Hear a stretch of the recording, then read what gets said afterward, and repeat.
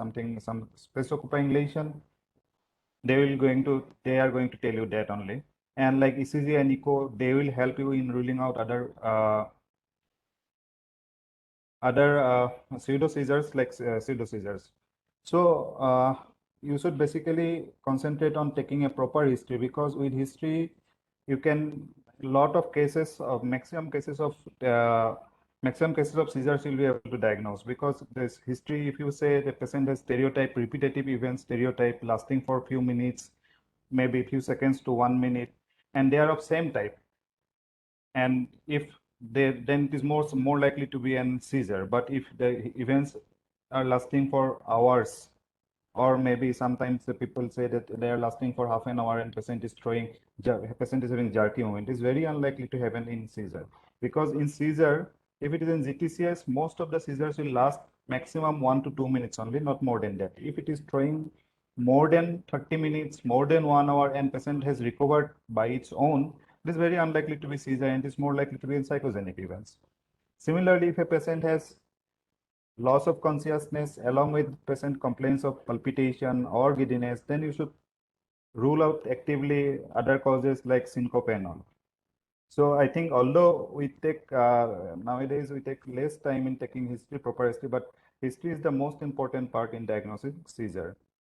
Similarly, what I have seen amongst us all, that there is over reliance on EEG. Any patient comes to emergency, the first investigation, everyone writes down an EEG, get an EEG. But again, I am emphasizing this point that EEG is not the diagnostic for a seizure. However, whenever you are ordering an EEG, you should know when to order an EEG. EEG is going to tell us the classification of seizure, whether it is a focal seizure or this is a generalized seizure. And second indication of EEG comes when patient is in prolonged state of altered sensorium, or there is impaired consciousness level. Then you can rule out non-convulsive status epilepticus.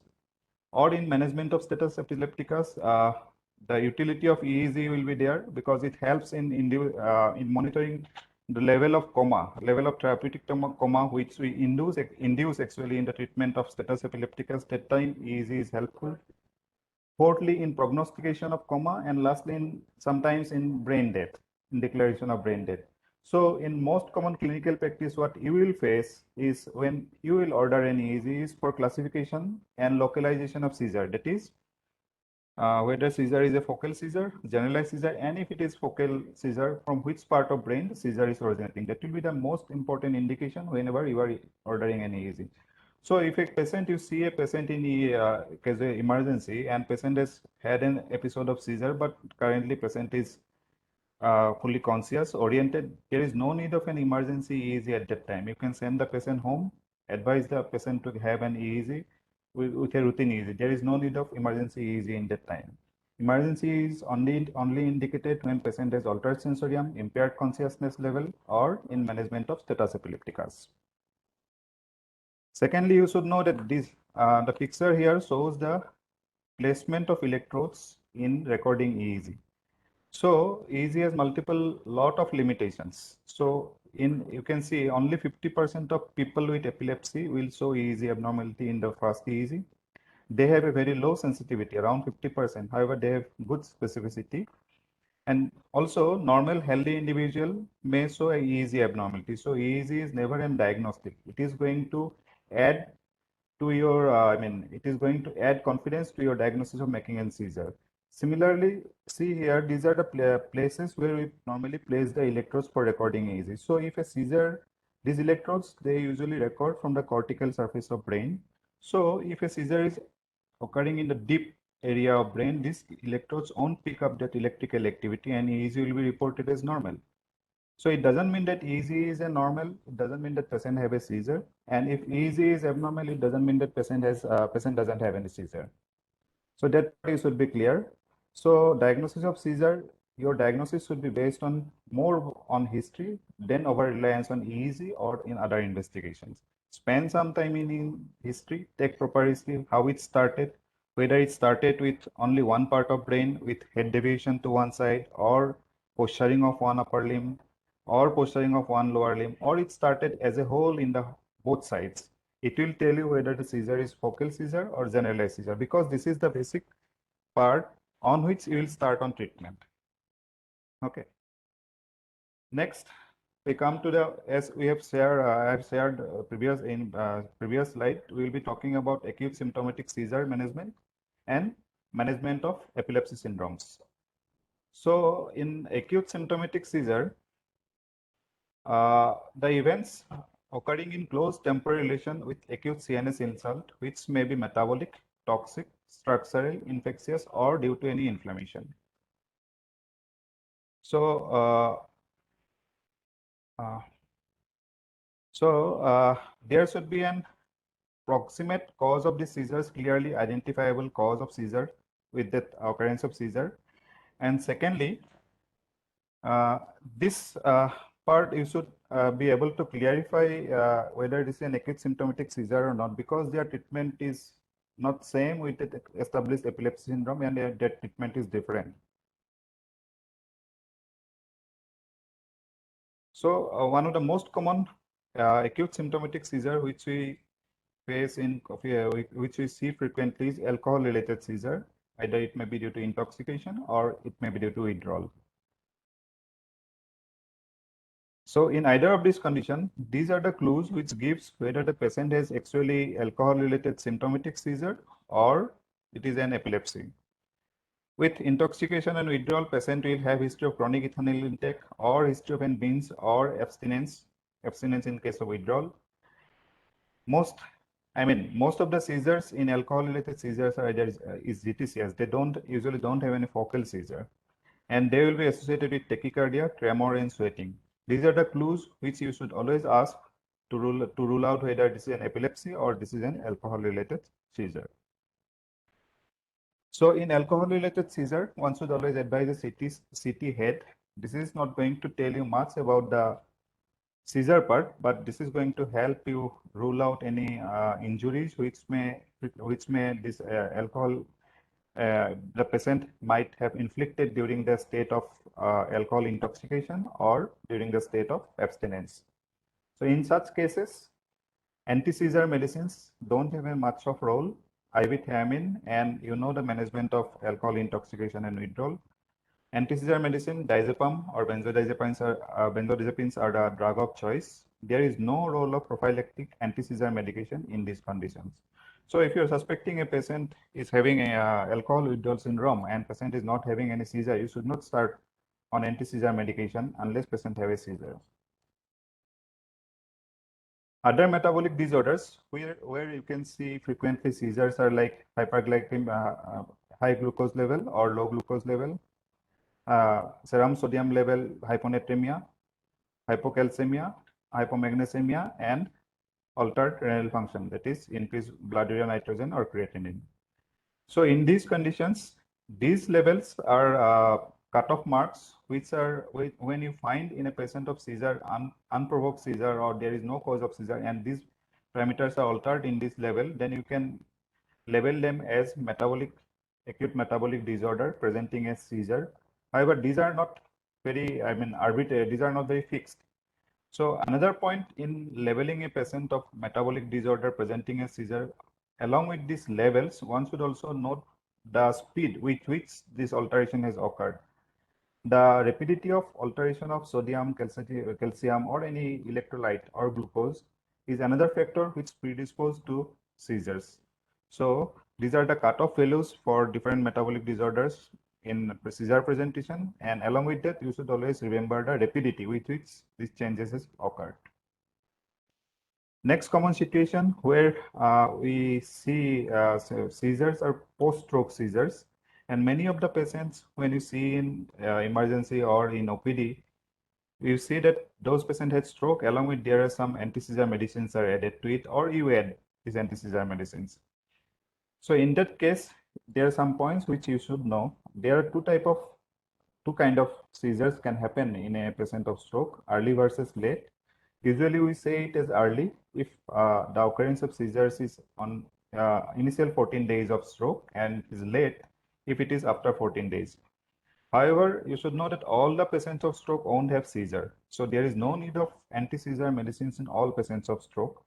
There are multiple scales which can predict the occurrence of seizure in stroke. Among these are the two commonly used scales. These are post-stroke epilepsy risk scale, and second is CAVE score for late seizures in case of ICH. With increasing score, there is higher chances of occurrence of seizure. So they will give you a risk of occurrence of seizure. The starting of anti-seizure medicine depends on you whether you want to start it or not. So very early seizure within 24 hours of onset of stroke. In these cases, usually it is a provoked seizure and it is not an epilepsy. Provoked seizure, by provoked seizure, I mean whenever there is an acute insult in the cerebral cortex, the seizure is because of that either the bleed or there is increased sudden rise in intracranial tension because of the symptoms. Because of the symptom only the seizure has happened and it has not progressed into epilepsy. In such cases, if very early seizure has occurred in a patient of stroke within 24 hours of onset of stroke, you can give treatment anti-seizure medicines for 1 month. And after that, you can actually taper off if there is no further occurrence of seizure in next 1 month of therapy. But in case of late seizure, which occurs after 2 weeks of onset of stroke, it should be considered as an epilepsy because by that time, the acute insult, the stroke, whether it is infarct or bleed, might have healed, and the seizure, whatever has happened, it is because of the scar tissue it is because of the scar tissue, whatever has occurred because of the stroke. So these kind of seizures occurring after 14 days of onset of stroke, it is very unlikely to resolve as an acute symptomatic seizure, and they will need prolonged therapy and they should be considered as an epilepsy. Another controversial topic, because many of the time we also ask to start prophylaxis treatment before the patient has seizure. And it is a common practice, very commonly in emergency, a lot of you will start with anti-seizure medicine in patient of stroke. But if you go talk about guidelines, there is prophylactic administration of anti-seizure medicines to prevent seizure is not recommended. But many people start with anti-seizure medicine in stroke depending on clinical situation, like patient is having a ICH cortical bleed on the surface of brain, and patient has worsening sensorium. So in those cases, what happens if patient further has a seizure, there will be further deterioration of sensorium, the bleed may increase, there may increase in intracranial pressure. So in those cases, exceptional cases, sometimes anti-seizure medicine may be started. But if a patient has capsuloganglionic infarct, very minor lacunar infarct or very small stroke in the gray matter, that time initiation of anti-seizure medicine as prophylaxis is not going to help and it should be avoided because it is going to just add a medicine. It is not going to give any benefit to the patient. So prophylaxis part, if you are not starting on anti-seizure medicine also, that is correct. You are justified. Next condition, what we see commonly as acute symptomatic seizure is post-traumatic epilepsy. In a road traffic accident or head injury, less than 7 days, it is called post-traumatic seizure. If the seizure occurs after 7 days of trauma, it is post-traumatic epilepsy. There are multiple risk factors of developing post-traumatic epilepsy, which may be related to injury and personal. In injury, if the injury is very severe, depressed fracture, penetrating wound is there, and there is a severe midline shift or hemorrhagic contusion on the cortex. These are the risk factors related to injury, which increases the risk of post-traumatic epilepsy. Similarly, in personnel, if patient has history of alcohol intake, if patient has his past history of seizures, then it also increases the risk of post-traumatic epilepsy. In either of these conditions, like post-traumatic seizure or epilepsy, EEG is not going to help much. Changes whatever we see in these conditions are non-specific, and we can go for MRI and CT, which are helpful in assessing level of injury. So in such situation, what is to be done? So the most important thing is prophylaxis. In these cases, if there is present a severe traumatic brain injury, IV phenytoin should be initiated as soon as possible. And the prophylaxis with phenytoin, carbamazepine, and valproate should not be used beyond 7 days to reduce the risk of post-traumatic epilepsy. So prophylaxis is only indicated in case of severe head injury, and that too for 7 days only. And in post-traumatic epilepsy, definitely you will need to start therapy it should be treated as an epilepsy. But the confusion arises, the controversy is whether you should go for early treatment or late. By here, early treatment means at the onset of first seizure, we should start with therapy, or we should wait for occurrence of second seizure.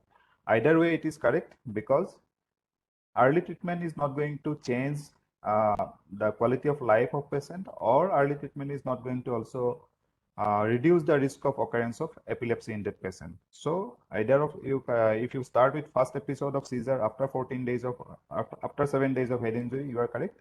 Or if you can wait for second seizure also, that is also no harm. Another condition of acute symptomatic seizure commonly seen is neurosurgery. Either neurosurgery can be due to trauma, tumor, or as a prophylaxis in planned surgery. Trauma I have already discussed. With tumor also, it is like stroke. If patient doesn't have seizure, no role of starting any anti-seizure medicines. If patient has seizure along with tumor, treat it as epilepsy, and patient will require long duration of treatment.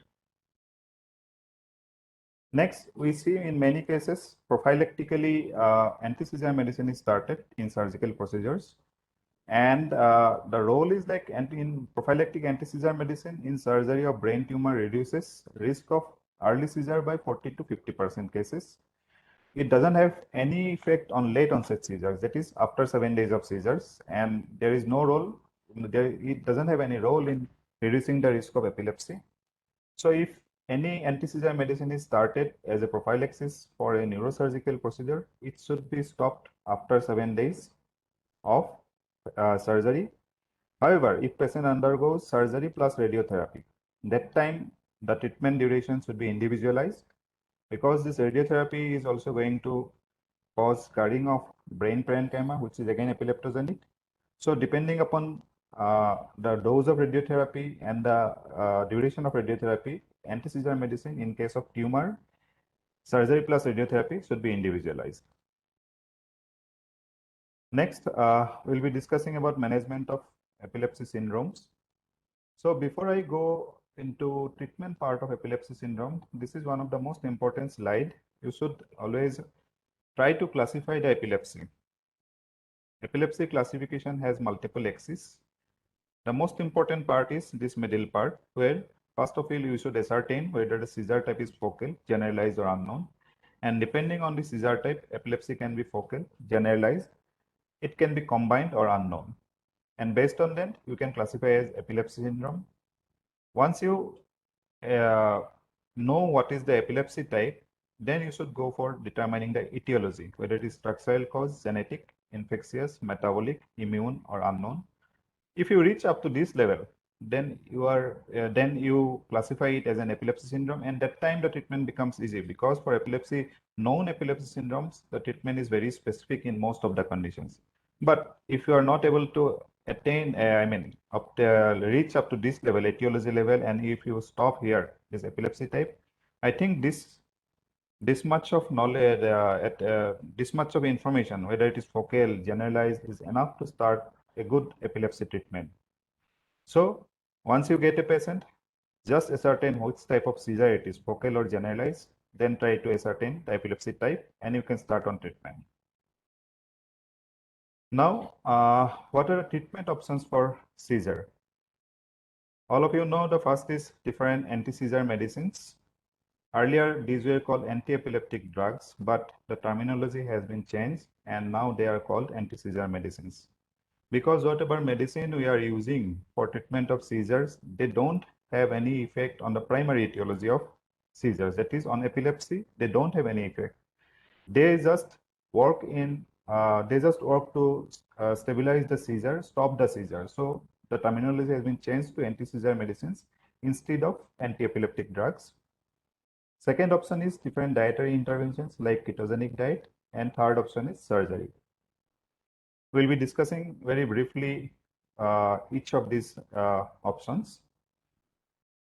Different surgical options are anterior temporal lobectomy with amygdalohypocampectomy, lesionectomy, hemispherectomy, callosotomy, vagus nerve stimulation, different transcranial stimulation procedures, and deep brain stimulation.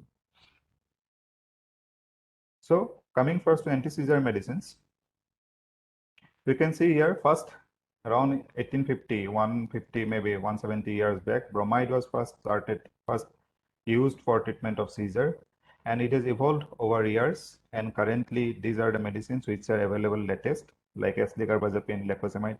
After this 2010 also, two important drugs has been added to this list. One is brivaracetam and one is perampanel. So whenever you start a medicine, anti-seizure medicine, most important thing what you should remember is their mechanism of action, because depending on this mechanism of action, you are going to start medicine in focal or generalized epilepsy. I know it is difficult to remember mechanism of action of all the drugs, but the commonly used drugs, you should always remember their mechanism of action, like phenytoin. Phenytoin, it is a sodium channel blocker. Carbamazepine, again, it is a sodium channel blocker. Sodium valproate, it acts on multiple channels like calcium channel, GABA turnover, and voltage-gated sodium channel. Benzodiazepines on GABA receptor. Lamotrigine, very strong sodium channel blocker. In addition, it also has small role to play in calcium channels. Lastly, carbamazepine and levetiracetam. Oxcarbazepine, which is also a sodium channel blocker, and levetiracetam, one of the most commonly used drugs. It's mainly on synaptic vesicle protein 2A, and also minor action over calcium channel and GABA receptor. So you got a patient, you diagnosed it to be seizure. Now, which anti-seizure medicine to start with? So in deciding which anti-seizure medicine you will start, first question which you should answer is what type of seizure it is. So this is the latest classification of seizure, ILA classification of seizure 2017. It is first group is focal seizure, which can be with preservation of awareness or with impaired awareness. And it can be either motor or non-motor. In motor, it can be automatism, atonic, clonic, spasms, myoclonic or tonic. And in non-motor, it can be autonomic, cognitive, emotional, etc. Similarly, second group is generalized onset seizure. Again, it can be motor and non-motor. And the last group is unknown onset and unclassified. With history or home video or with a very good description from the bystander of the patient, you can decide whether the seizure is focal onset, generalized onset, or unknown onset. If you are not able to classify it as focal and generalized, keep it as unknown or unclassified. It doesn't matter. So once you classify which type of seizure it is, now you can start on treatment. This is the guideline, this is the different studies and the level of evidence on which seizure, which medicine to be started. For adult with partial onset seizures, you can start, level A evidence is for carbamazepine and phenytoin. Level B evidence is for valproate. Similarly, in children with partial onset seizure, level A evidence is for oxcarbazepine. In elderly with partial onset seizure, the level A evidence is for gabapentin and lamotrigine. In adult with generalized onset tonic-clonic seizure, there is no level A level B evidence. In children with absence seizures, there is no level A level B evidence. In case of JME level A evidence, there is no level A, B or C evidence. However, this guidelines was published by ILA in 2006, and after 2006, multiple studies has been published. And when you summarize, you can say in focal seizure, carbamazepine, lamotrigine, levetiracetam, zonisamide, oxcarbazepine, and phenytoin are the good drugs. And in generalized seizure, valproate, topiramate, lamotrigine, and levetiracetam, these are the good drugs. So once you classify the seizure as generalized or focal, accordingly you can start with these medicines. If it is in focal seizure, start with carbamazepine. If it is in generalized seizure, start with valproate. I will tell when not to start valproate. I will be coming in next slides. So next, these are the doses. When you start with a medicine, you also have to know the different adverse effects. So in phenytoin, most commonly 300 to 400 milligram per day in divided doses we give, and most common side effects are ataxia, confusion, gum hyperplasia, hirsutism, and skin rash. Similarly, in carbamazepine, 600 to 800 milligram per day, commonly we give up to these doses, and common side effects are like vertigo, diplopia, hyponatremia, and hepatotoxicity. Valproate, one of the oldest drugs, very good drug for generalized epilepsy. Commonly, we can go up to 2000 milligram per day in divided doses. Their side effect profile is mainly hepatotoxicity, tremor, and transient alopecia and hyperammonemia. Levetiracetam, maximum dose, usually we go up to 3000 milligram per day. And most important side effect is mood changes and psychiatric side effects. Similarly, phenobarbital, 60 to 100 milligram per day, and clobazam, 20 to 40 milligram per day. I have not discussed all the drugs, doses, and side effects. Most commonly used drugs I have discussed here. In all the drugs of all the anti-seizure medicines, whatever you start, the common law is initiate low and titrate it very slowly. So if you, for example, if you start with carbamazepine, initially you should start with 200 milligram per day and escalate the dose every 3 to 5 days with 200 milligram, and you can go up to maybe 600 milligram, 800 milligram, or 1000 milligram depending upon body weight. In case of carbamazepine, most important advice what you should give to a patient is they may have a chances of risk of skin reactions, Stevens-Johnson syndromes. If any rash occurs, they should immediately report to hospital. Levetiracetam is good in this aspect that their dose escalation may be fast. You can start with 500 milligram once a day, and within 3 days you can go up to 1.5 gram per day. Another drugs which you should remember is lamotrigine dose escalation, and especially when you combine it valproate. Lamotrigine dose escalation is very slow. You should go 25 milligram per week initially and escalate at the rate of 25 milligram per week, and you can go up to maybe 200 to 300 milligram per day. But whenever there is a combination with valproate, the escalation becomes further slow. That is, you can escalate 25 milligram per 2 weeks. Otherwise, they will have severe hepatotoxicity and hyperammonemia. So, with this therapy, you have seen a patient, started, classified the seizure as focal or generalized, initiated the treatment, and patient becomes seizure free. Very good, patient has become seizure free.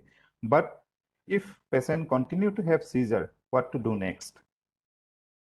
The next will be, you will have to add another drugs in order to stop seizures. So that is called polytherapy.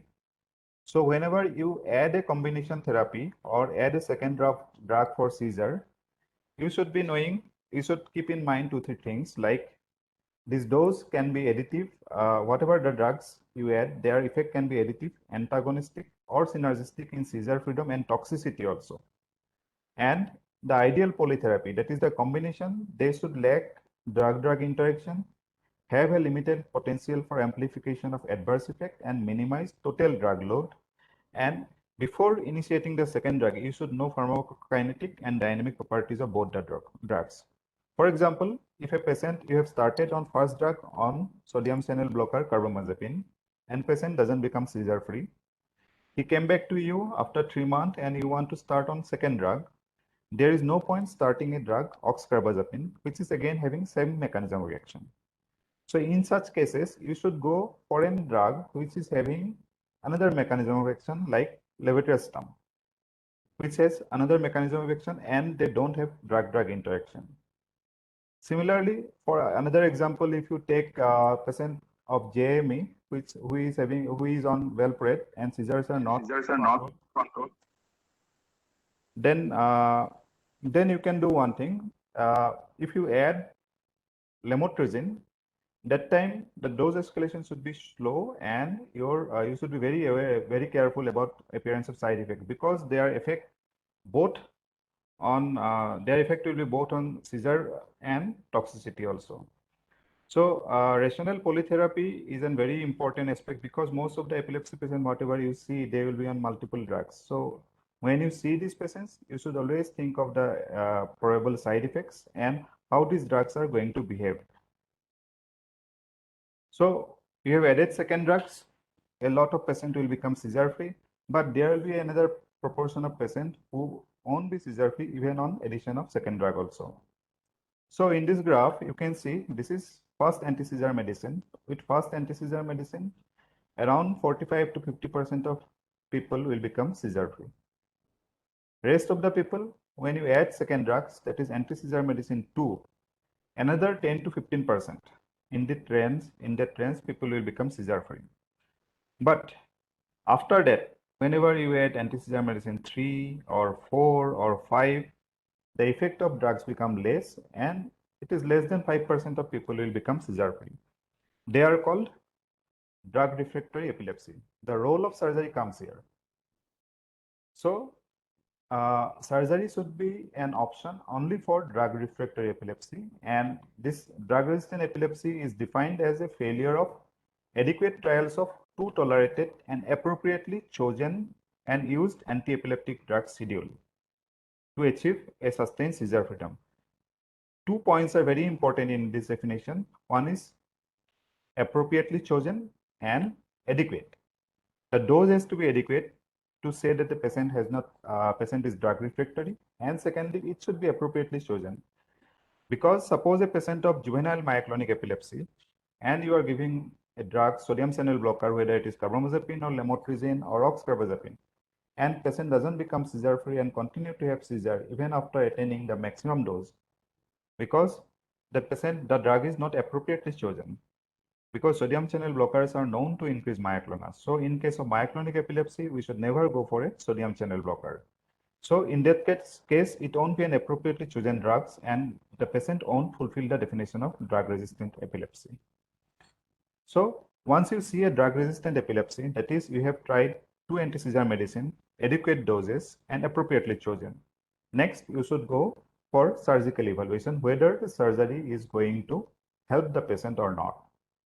For that thing, you should send the patient immediately as soon as possible for surgical evaluation, for video EEG and other procedures by which we will be able to tell whether the patient will be benefited from surgery or not. Next, another definition you should know at this point, what is called seizure freedom, because you said drug resistant. So after addition of 2 drugs, you should also know when are you going to tell that this patient has attained seizure freedom or not. So seizure freedom is defined as freedom from all type of seizures for 12 months or 3 times the previous pre-seizure interval. So if a patient has interseizure interval of 2 months, that time it becomes 6 months of seizure freedom. 6 months of seizure freedom is required to say that patient has attained seizure freedom. So coming to different surgical procedures, first is ATL plus AIDS, that is anterior temporal lobectomy plus amygdalohippocapectomy. It is the most common epilepsy surgery. It is performed for mesial temporal sclerosis or hippocampal sclerosis. In those patients, seizure freedom, commonly patient attains seizure freedom in 60 to 70% of cases. And anterior, inferior, middle temporal gyri, uncus, part of amygdala, hippocampus, and adjacent parahippocampal gyrus is resected. Another procedure which is performed for hippocampal sclerosis is selective amygdalohippocapectomy, which is also shown to be equally effective in those cases. So in hippocampal sclerosis, we can perform two procedures, either ATL-AH or simply AH, that is amygdalohippocapectomy. Other surgeries are like lesionectomy, that is, lesionectomy is done for focal cortical dysplasia, malformations of cortical development, cavernoma, ganglioglioma, or DNA. Hemispherotomy and corpus callosotomy, these are usually not resective. Actually, these are disconnection surgery in which the epileptic network is disconnected so that the seizure doesn't become generalized and patient doesn't have seizure. These are commonly performed in children. However, they can be performed in adult patient also. Other procedures like vagus nerve stimulation, transcranial magnetic stimulation, DBS, and radiosurgery, these are also performed in patients with refractory epilepsy, however, to lesser extent, because their results are not as good as lesionectomy or hemispherectomy or anterior temporal lobectomy with amygdalohippocapectomy. So these are the different therapeutic or treatment options you have for treatment of a patient with seizures. Drugs we have discussed. Then different surgical procedures we have discussed. When to send the patient for surgical evaluation we have discussed. That is, after the patient, you can label the patient as drug refractory epilepsy. Prior to that, drugs has to be appropriately chosen, and you have to escalate the dose to a maximum or modest amount of drug before you label them as drug refractory epilepsy. But in medicine practice, we face a lot of conditions, a lot of comorbid conditions when the patient has seizure, and the therapy has to be altered in those conditions. I will be touching them briefly here. So first, we see in renal and hepatic failure, the drug dose has to be modified and some changes has to be made. So here, these are the drugs which needs to be modified according to renal function test if there is altered renal function: gabapentin, pregabalin, and vigabatrin. But these drugs are not very commonly used for treatment of epilepsy in our setting. So, but in those cases, if any of the patient is on these drugs, we should be their dose should be modified according to creatinine clearance, as I have shown here. Similarly, if a patient has hepatic impairment, these are the common drugs which whose metabolism is dealt by liver, and their dose has to be modified accordingly. For example, in lamotrigine, dose should be decreased by 25% with severe cirrhosis without ascites, and it has to be decreased by 50% in severe cirrhosis with ascites.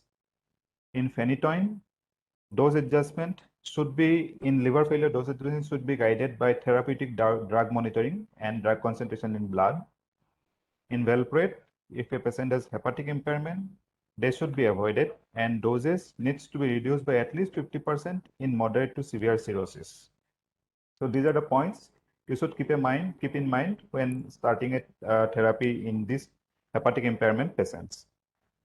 Similarly, another group of drug is there whose metabolism is dealt by both kidney and liver, and commonly used ones are lacosamide and levetiracetam.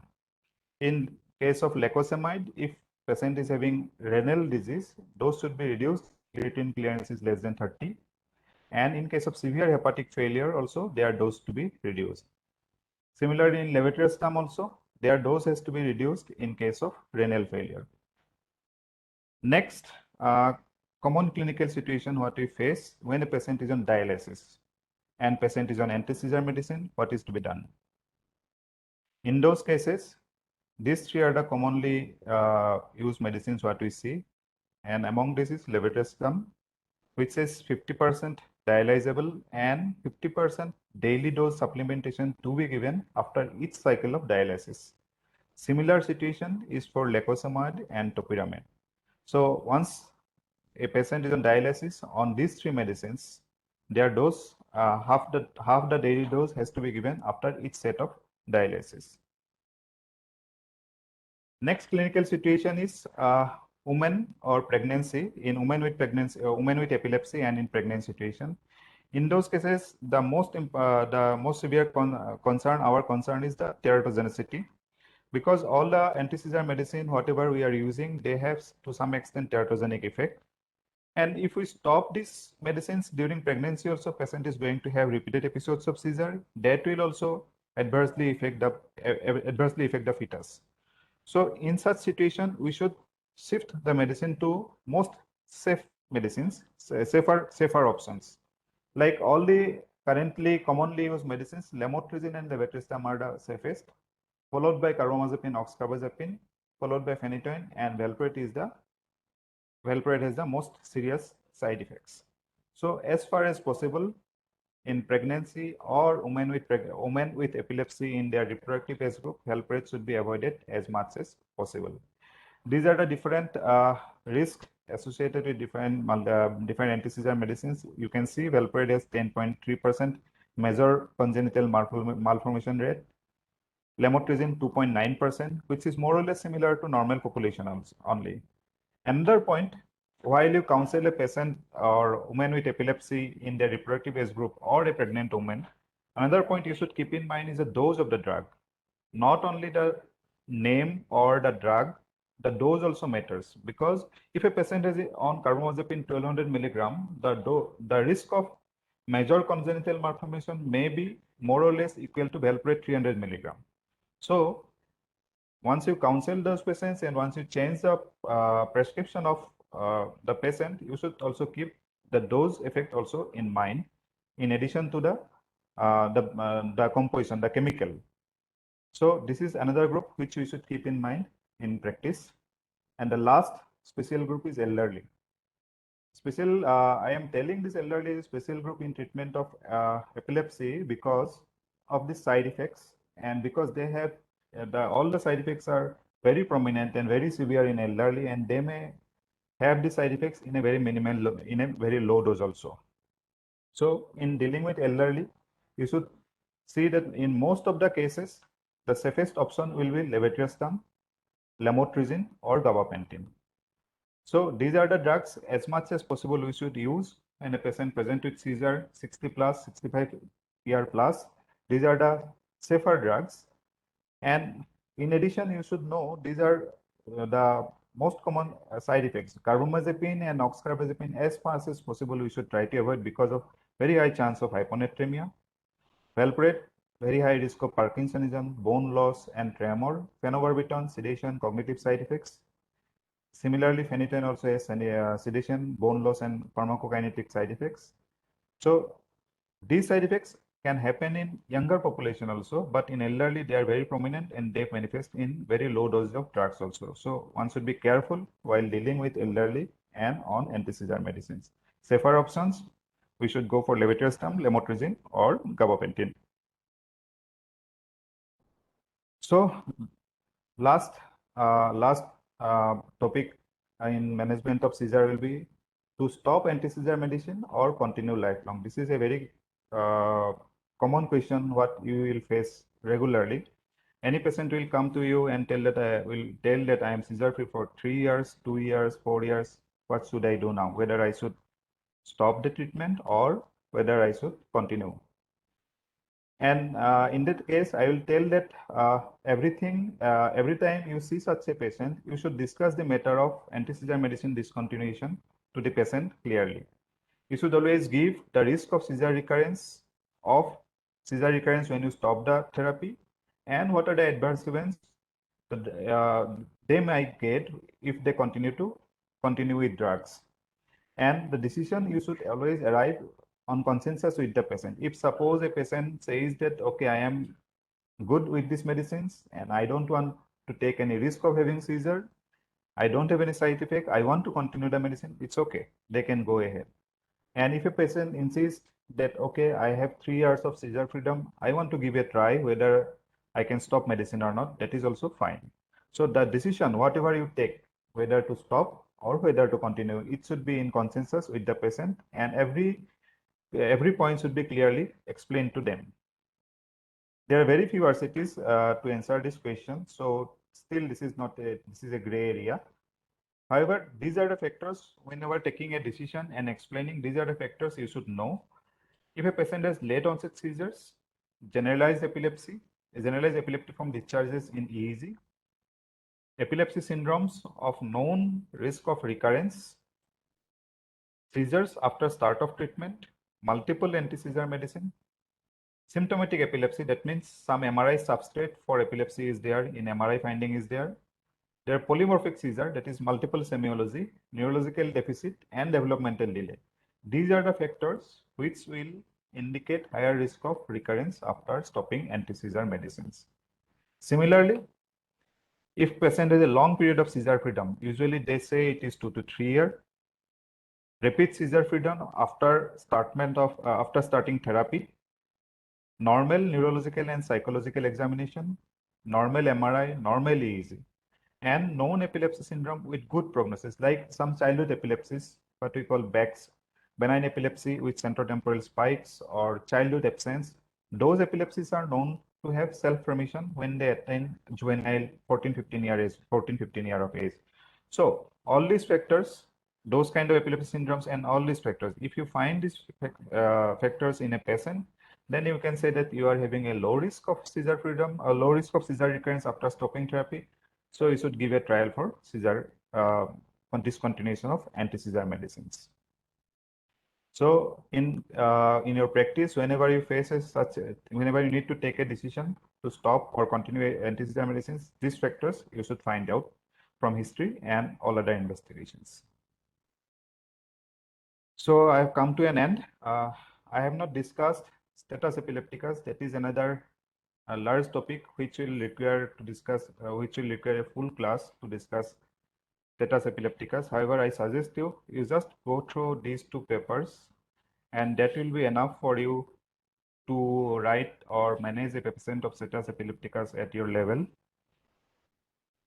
So to conclude, seizures and epilepsy are not synonymous. You should know seizure is a symptom and epilepsy is the disease. Diagnosis is most important part in management of epilepsy or seizure. So unless you diagnose whether it is focal or generalized, you are going to mess up with drugs. I mean, your drug selection may not be appropriate. Initiation of anti-seizure medicine should be based on clinical diagnosis. If your all investigations are negative, EEG is normal, MRI, CT scan, EC, everything is normal, but your history is suggestive of seizure, like stereotypy, duration, then you should start with anti-seizure medicine. Whenever you add second drug, that is polytherapy, you should be aware of drug-drug interaction and mechanism of action of each of the drug. They should not be having the same mechanism of action and they should not have much of interaction. Refractory epilepsy patient, that is more than 2 drugs, adequate amount and appropriately chosen. If patient is not seizure-free, that is refractory epilepsy, should be referred as soon as possible for pre-surgical evaluation and needs special consideration in management of people with epilepsy with comorbidities and women with epilepsy. And anti-seizure medicine discontinuation always should be a shared decision with the patient. I hope you know these names. I mean, the persons you know: Socrates, Julius Caesar, Alfred Nobel, Newton, John T. Rhodes, Theodore Roosevelt, Charles Dickens. The common thing among all these people is all they had epilepsy and they were excellent in their whatever field they were. They were like they excelled in their field. So whenever you see a patient of epilepsy, just encourage them, keep their morale high, tell them that they can do all activities what other person without epilepsy can do. That counseling matters. Okay, thank you.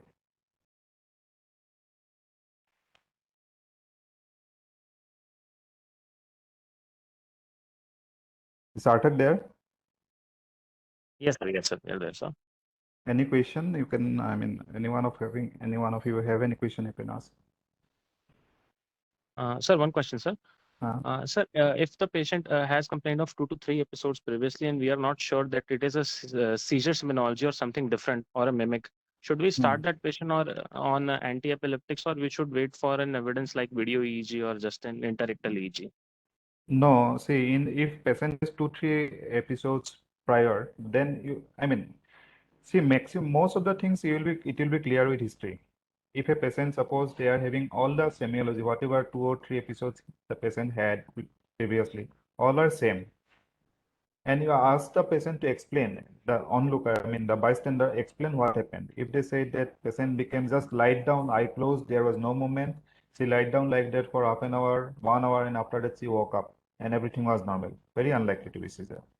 If the bystander says that patient had twisting movement of only one limb with facial deviation to one side lasted for a few seconds to 1 minute, and after 1 minute they became normal.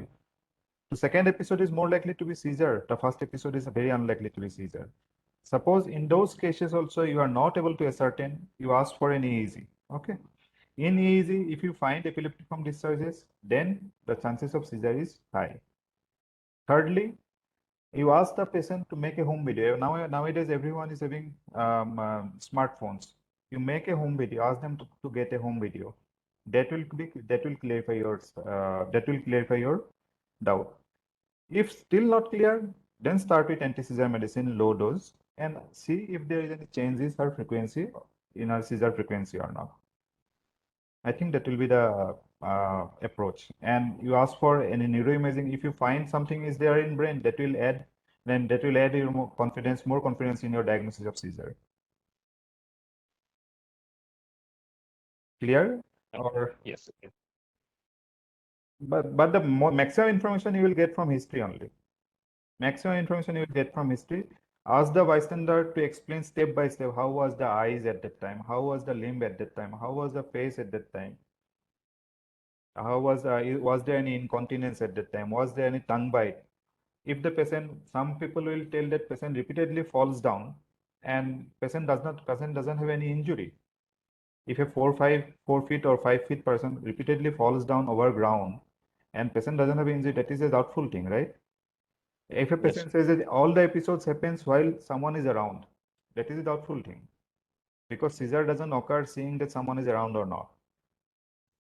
So these are the things. You go to the minute, you will get the answer if it's seizure or not. So maximum information you will get from history, not from other investigations. They will just add to your diagnosis. Perfect. Anyone else?